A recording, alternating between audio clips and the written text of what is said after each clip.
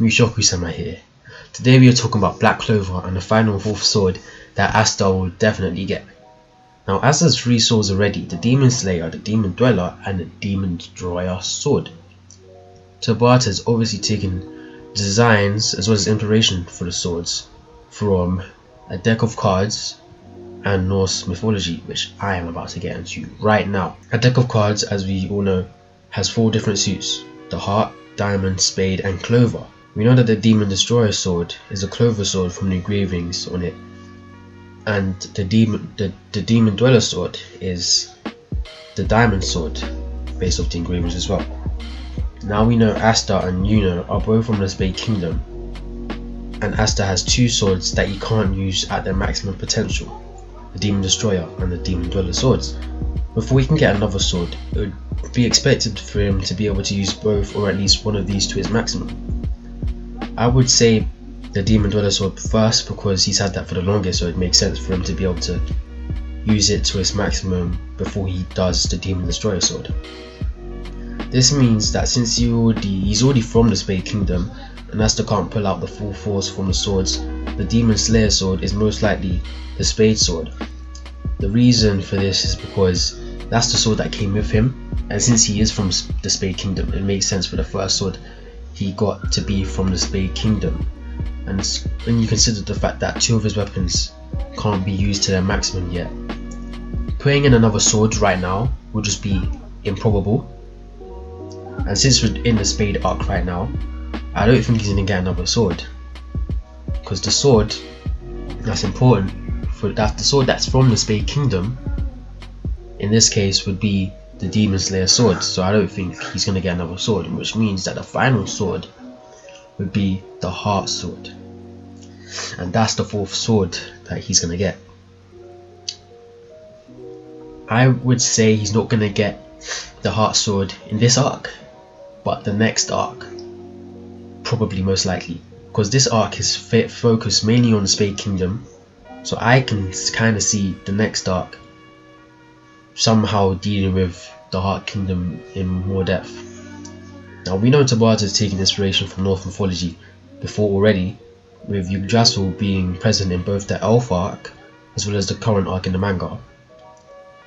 Now weapons made for the Norse gods were made by the dwarves. They are master blacksmiths, and I believe the inspiration for Asta's weapons were taken from Norse weapons and items. These include Gungnir, Skidbladnir and Mjolnir so far. I'm going to give you a short mythology lesson. It's very important you understand this. Loki cut the hair of Thor's wife, and this angered Thor. He then had to get a replacement, so Loki went to the dwarves. They made 6 different items and weapons, and Loki gifted them to the gods. Half of those aren't important, but the ones that are important are the 3 main ones I've already named: Gungnir, Mjolnir and Skidbladnir. Now we're going to talk about how each of those come into the weapons. Specifically, I'm going to start with Gungnir first. That's a spear of Odin that never misses its target. We know that the idea of anti-magic is that when Asta's in his black form, the anti-magic follows magic. But we've seen Asta talk about anti-magic before, but specifically anti-magic in a Demon Destroyer sword, and he said it as if the Demon Destroyer sword followed the targets more than the other ones do. So saying Gungnir and the Demon Destroyer sword are one in the same wouldn't be an exaggeration, I don't think. Next, we would have Mjolnir, Thor's hammer. We all know that it allows Thor to fly and he can summon it from anywhere at will. And we've seen something similar already from Asta. Post time skip, Asta can fly on his Demon Slayer sword as well as call it back to him, which is why I don't think it'd be an exaggeration to say Mjolnir and the Demon Slayer sword are one in the same. And finally, we have Skidbladnir. This isn't a weapon, which is why I said weapons and items. Same one with the 4th sword I believe Tabata takes inspiration from, or will take inspiration from.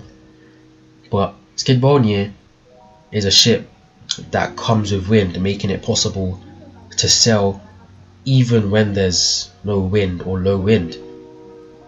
And the reason I personally tie that to Demon Dweller Sword is because a ship is meant to collect wind to move, yet this ship comes with wind, which is making the impossible possible basically.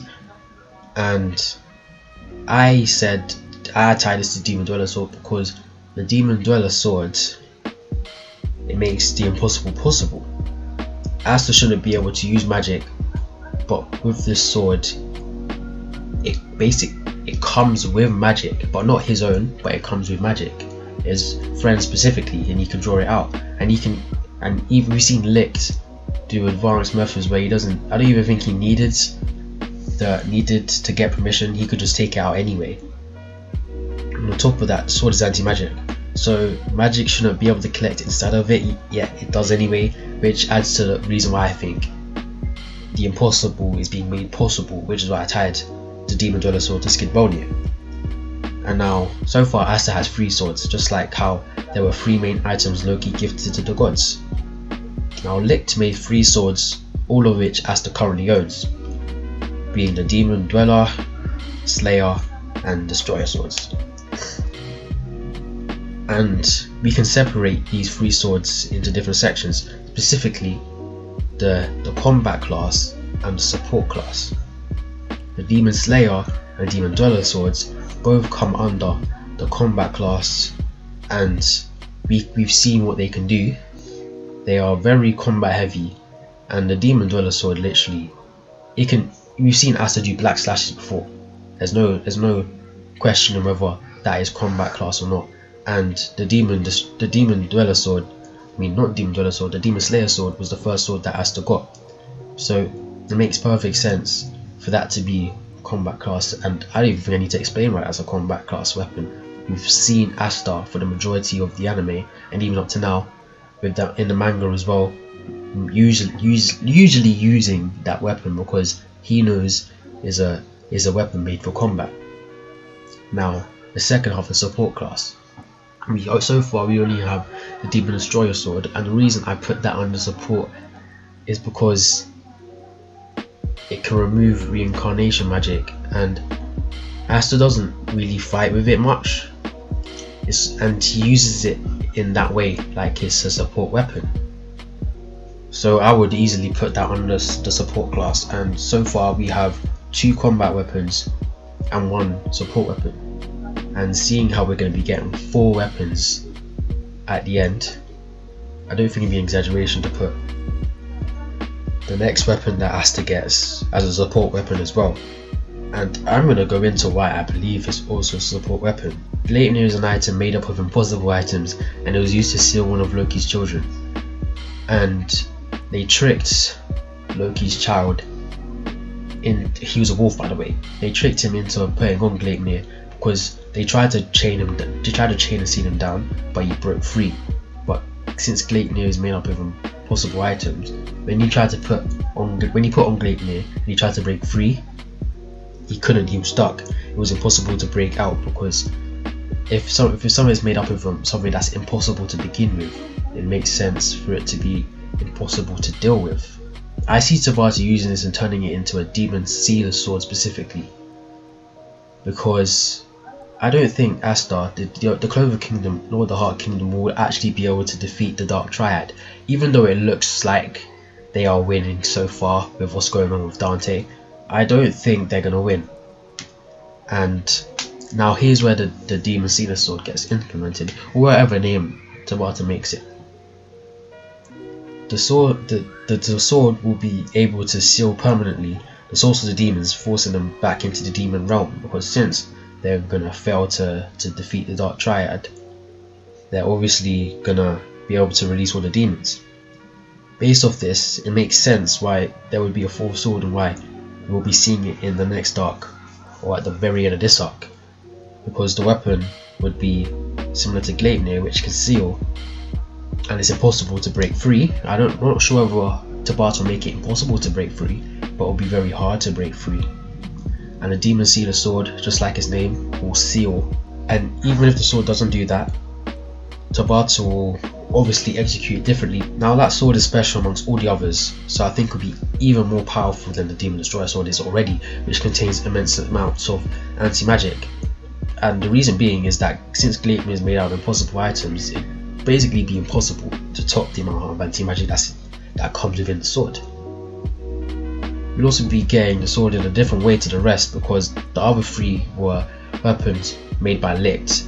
However, this sword isn't made by sword won't be made by Licht. This is a completely different sword. So this is a way for Tabata to throw us all over into the dwarves' territory, because the dwarves would make Asta's fourth sword, and we already know this sword would be incredibly strong. It would be even stronger than the Demon Destroyer sword. It might even make the Demon Destroyer sword look like nothing, considering how strong this sword potentially could be if I'm correct.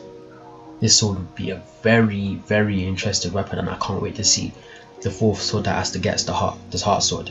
Basics that it can seal, and considering that it's the heart sword, like I said before, we are most likely going to be seeing it somehow tied to the Heart Kingdom, or we're going to be able to get the weapon through the Heart Kingdom. But definitely, when we get this sword, Asta will either receive it or use it within the Heart Kingdom. And this is because, bar the Demon Slayer sword, which Asta got in the Clover Kingdom, which he pulled out of his grimoire, because the other swords are simpler. The Demon Dweller sword, that is the Diamond sword, and we got the Demon Dweller sword in the Diamond Kingdom. And then next would be the Clover sword, which is a Demon Destroyer sword. We got that from the elves during the Clover attack on the Clover Kingdom.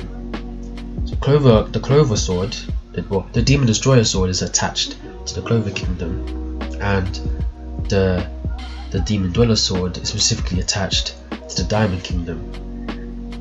So far, going off of that, it would make sense for the Demon Slayer sword to also be attached to the Spade Kingdom. However, that's speculation. I'm not too sure about that. But considering so far that if I'm correct, and all three swords are each connected to their right kingdoms, then the final fourth sword, the Heart sword, which I'm going to call the Demon Sealer sword, will also be connected to the Heart Kingdom. And each sword, other than the Demon Slayer sword of course, has to be received within each kingdom, which would make sense that eventually we're going to get a Heart Kingdom specific arc, maybe including the dwarves, and then, or most likely including the dwarves, and they might end up coming to the Heart Kingdom and giving them the sword or something. I haven't got a clue what's actually going to happen, but I know for sure that the Heart sword, the Demon Sealer sword, will be in the Heart Kingdom. Now, like the video if you like the video, subscribe to see more content. I make videos like this regularly, and be sure to comment any thoughts on this so far, what you think about the Demon Sealer sword, if you think we're going to be getting it this arc, next arc, or if we're going to be even getting a fourth sword at all. And comment what you want me to do next, because I like theory videos, I really like theories, and I want to keep giving them out. That's Mushoku-sama, signing out.